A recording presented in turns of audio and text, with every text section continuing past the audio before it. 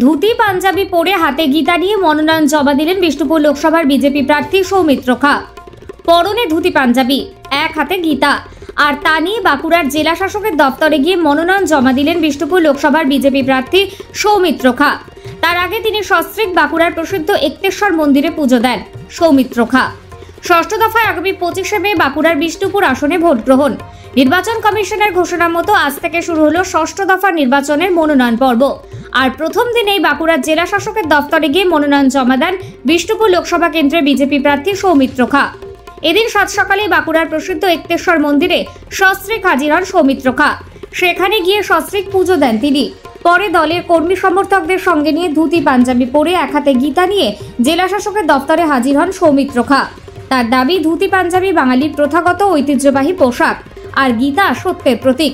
ধুতি পাঞ্জাবি পরে বাঙালি হিসেবে স্মৃতিচারণার পাশাপাশি বিজেপি সারা দেশে যে সত্য প্রতিষ্ঠা করেছে তার প্রতীক হিসেবেই গীতা সঙ্গে নিয়ে এদিন মনোনয়ন জমা করেছেন। একজন বাঙালিয়ানা যে আমাদের ধুতি, যে আমাদের প্রধান পরিচ্ছদ ছিল, প্রধান যে পোশাক ছিল, সেটা পরে এসে নিজের স্মৃতিচারণ করছি। আর গীতা হচ্ছে সত্যের জয়ের সাথে সবসময় আছে। যে কোনো যুদ্ধই হোক, গীতা সবসময় বলে যে সত্যের সাথে। তাই আমাদের ভারতীয় জনতা পার্টি সত্যের সাথে ভারতবর্ষের কাজ করে চলেছেন। আমাদের দেশের প্রধানমন্ত্রী সত্যের সাথে কাজ করে চলেছেন।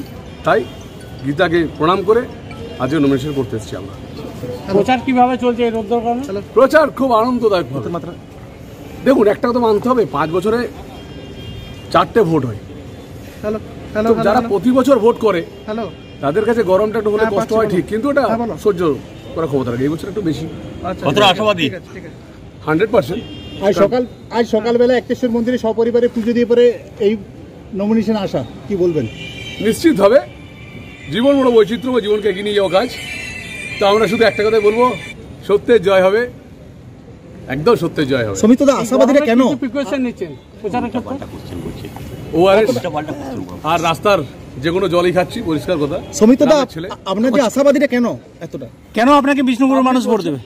পাবলিক বলছে 10খানা কাজ হয়েছে সেন্ট্রাল গভর্নমেন্টের। মোশাগ্রাম জয়নিং, রাজা বিরামবীর রেল ব্রিজ, বিষ্ণুপুর জয়রামবাড়ি রেলপথ 220 কোটি টাকা স্যাংশন, বিষ্ণুপুরের সানেশ্বর মন্দির, লিফট, এসকালেটার থেকে শুরু করে বড় বড় রোড, নতুন হাইওয়ে, সব জায়গায় কাজ হয়েছে। 10টা সেন্ট্রাল গভর্নমেন্টে কাজ হয়েছে এবং 17 কোটি টাকা আমার সাংসদ তহবিল কাজ হয়েছে।